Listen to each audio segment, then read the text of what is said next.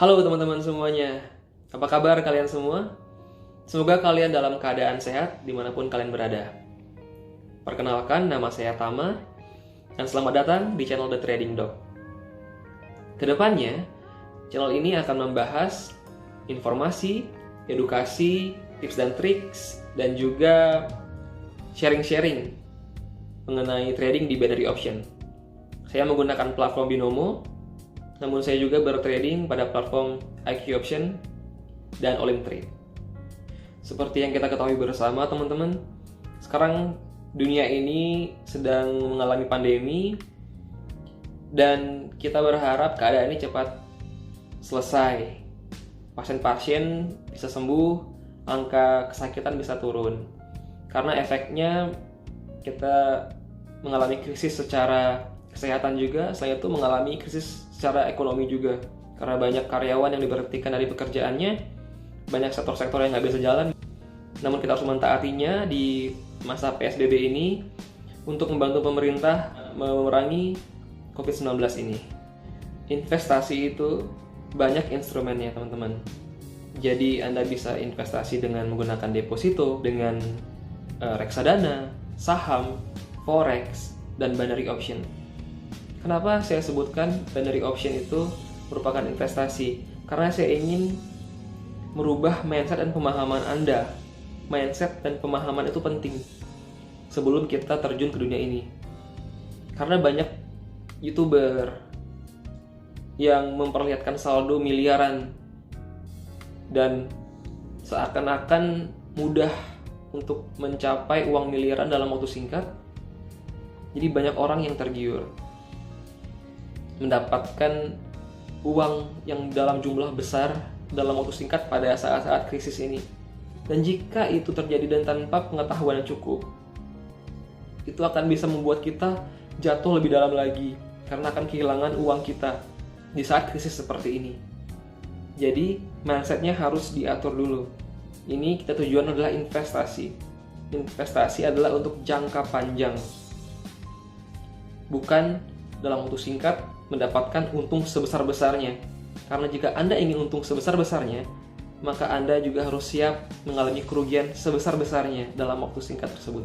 Selanjutnya kita akan masuk ke pokok pembahasan, yaitu tentang bagaimana cara menggunakan teknik support dan resistance pada instrumen binary option ini.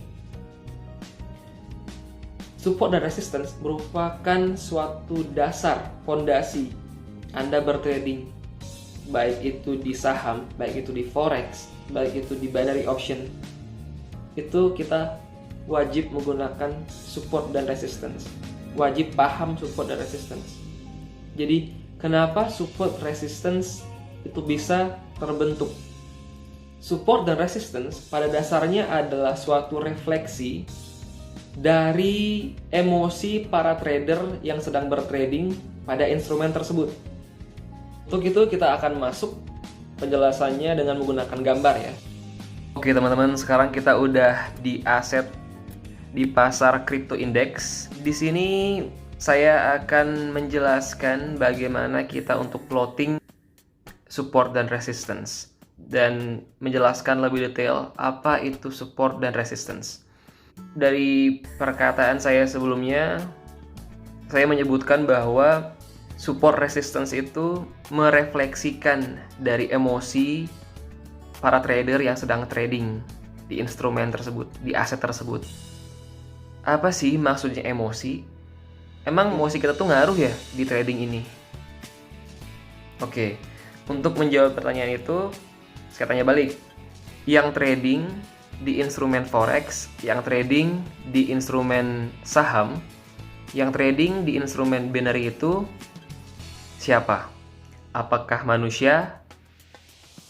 Apakah robot? Atau yang lainnya? Tentu manusia. Manusia memiliki perasaan. Manusia itu memiliki emosi. Bila mana terjadi perubahan harga, secara tidak langsung, emosi manusia itu terpengaruhi.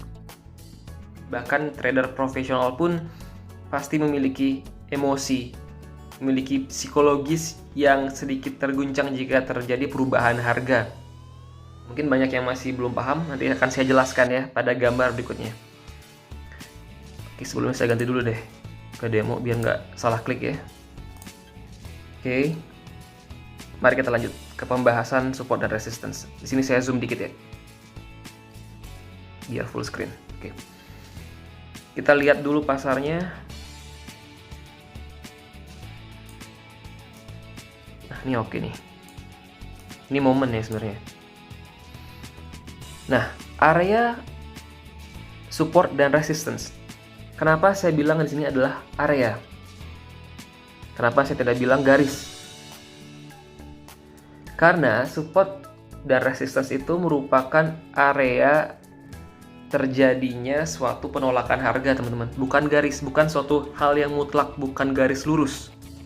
Jadi perlu digarisbawahi di sana, perlu dipahami di sana.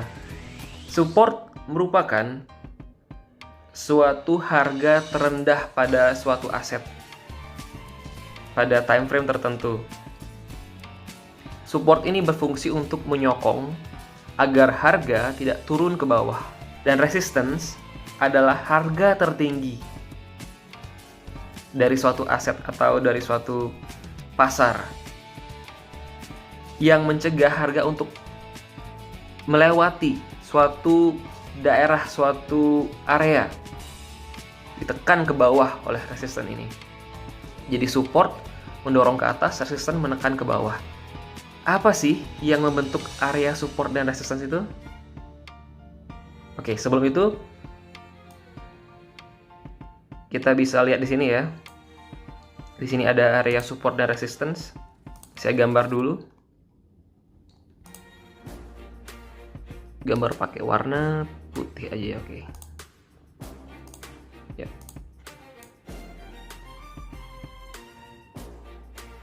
Oke, ini area resistance ya. Harga naik ke atas, turun bentar. Naik lagi, mantul ke bawah. Naik lagi, mantul lagi. Naik dengan kuat lagi, dipantulkan lagi ke bawah. Kenapa sih bisa mantul tepat di area tersebut? Apa yang membuat dia mantul di sana? Apakah kebetulan? Oke, kita akan bahas nanti. Area support.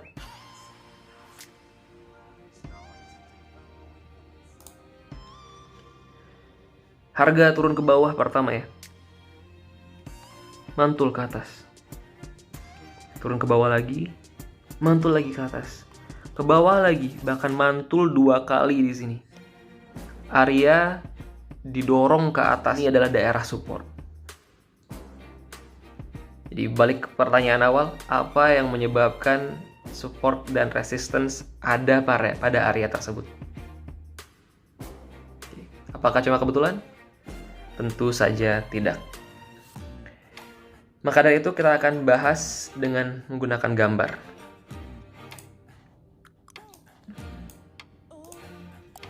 Oke. Kita ambil contohnya rokok ya. Oke, ada rokok.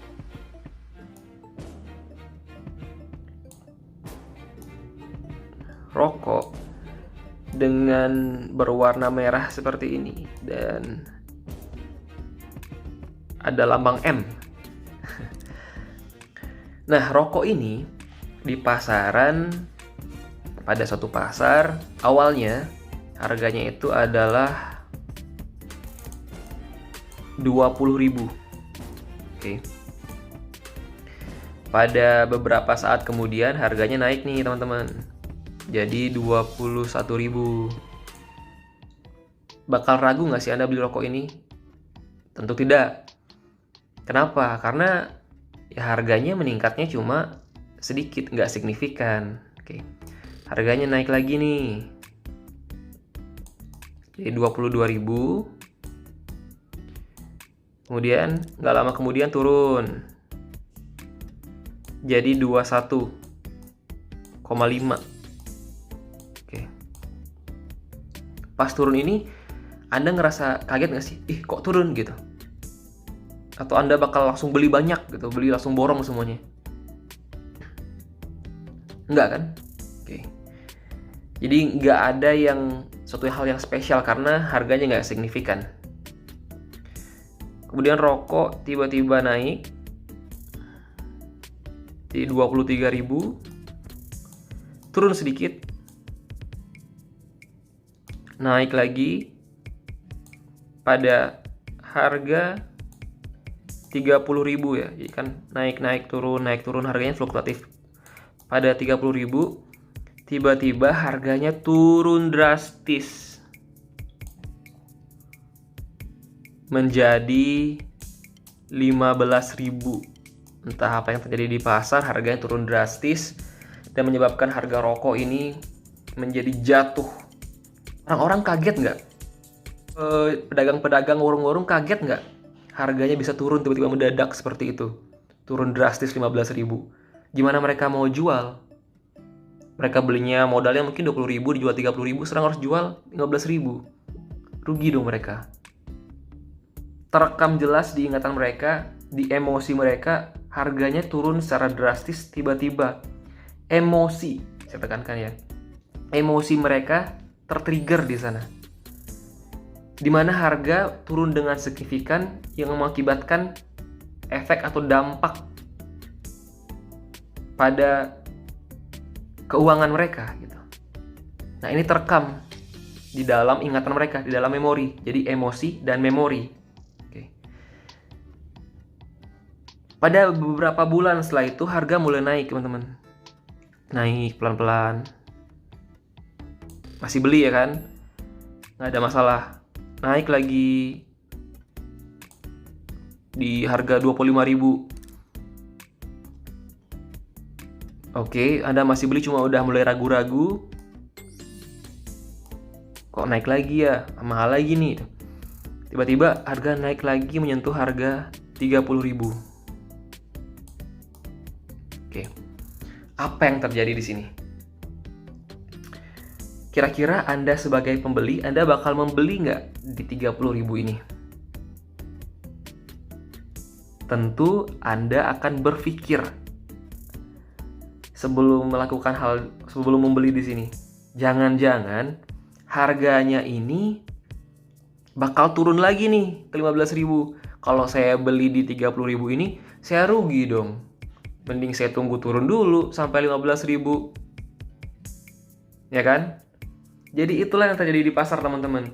Jadi para pembeli ini pada harga titik tertentu di harga 30.000 dia udah nggak mau beli lagi.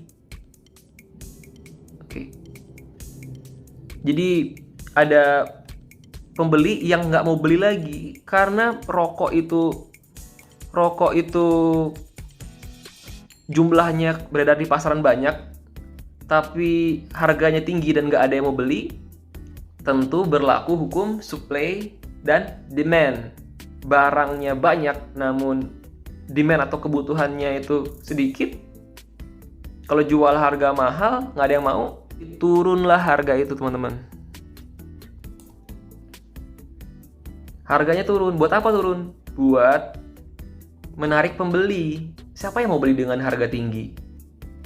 Nah, jadi sekarang Anda paham kan kenapa harga bisa turun di sana?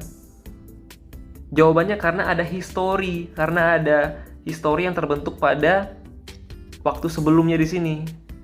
Histori itu terbentuk karena ada emosi dari para trader yang bertransaksi di instrumen di aset tersebut. Hal ini berlaku juga pada keadaan support ya. Oke. Jadi timbullah pertanyaan selanjutnya.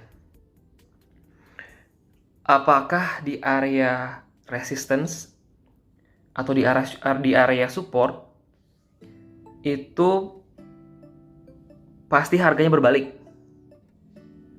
Pasti balik nggak, Tam? Gitu. Jadi kalau misalnya nanti gua punya uang nih segepok, gua taruh di instrumen, gua taruh di broker, wah ada resistance nih di atas kuat nih, ditolak beberapa kali di sini nih. Gua taruh langsung di sini, opsi turun karena ini area resistance. Bisa kayak gitu nggak teman-teman? Pasti untung nggak? Nah, nggak kayak gitu cara kerjanya ya. Jadi area resistance, support dan resistance ini tujuannya adalah untuk mengantisipasi, untuk memberikan warning. Hati-hati loh, pada saat di harga ini, waktu ini sebelumnya ada pembalikan. Nah, kita harus juga tahu ciri-ciri pembalikannya itu apa. Ciri-ciri pembalikan itu bisa kita pelajari pada materi price action. Yang salah satu di dalamnya itu ada materi candlestick di sana. Oke. Jadi kita perlu price action dan candlestick di sana untuk mengkonfirmasi kalau harga itu akan turun pada area resistance atau akan naik pada area support. Oke. Dan kedepannya untuk candlestick dan price action ini akan saya jelaskan pada video berikutnya. Nah, jadi saya bagi dulu ya, saya lupa menjelaskan kalau di trading itu, dunia trading itu ada yang namanya leading indicator dan lagging indicator. Seperti namanya, leading artinya lebih awal. Leading indicator itu adalah mengetahui lebih awal harga akan bergerak kemana. Tujuannya adalah mengantisipasi pergerakan harga. Contohnya adalah support dan resistance. Ada juga yang namanya lagging indicator, yaitu indikator yang mengikuti harga. Jadi dia berpartisipasi, mengikuti harga. Harga naik jadi naik, harga turun ya dia ikut turun. Contohnya adalah moving average. Misalnya Anda pernah tahu mungkin para YouTuber menggunakan moving average, persilangan moving average A dan B. Harga open sell, open buy, ya kan? MACD, persilang, open buy, open sell. Mungkin beberapa saat dia profit, ya kan?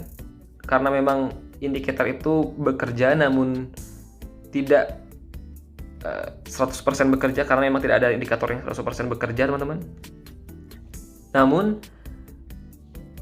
mereka tidak menggunakan kaidah support dan resistance.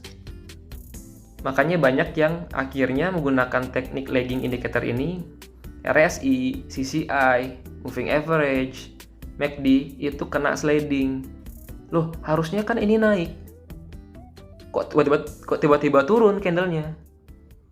Oke, jadi harusnya ini tuh yang jadi masalah. Oke. Jadi ingat teman-teman ya, kita yang harus mengikuti pasar, kita yang mengantisipasi pasar mau kemana, bukan pasar yang mengikuti kita. Itu salah. Jadi nggak ada harusnya seperti itu. Jangan berarti kalau misalnya si candle ini di atas garis ini berarti candlenya harus naik terus, harus hijau terus. Ya nggak bisa gitu teman-teman. Seperti tadi yang saya bilang, kita yang mengikuti market. Indikator itu, yang moving average itu cuma lagging, dia mengikuti. Oke, jadi paham ya.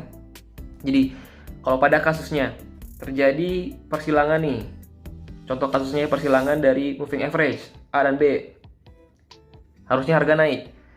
Tapi di atas itu, tepat di atas itu, misalnya nih, saya ada contoh moving average nyilang ke atas. Kemudian di sini ada garis moving average B. Oke. Disilang nih ke atas sama garis merah. Tapi di atas ada area resistance. Ini ada candle di sini nih.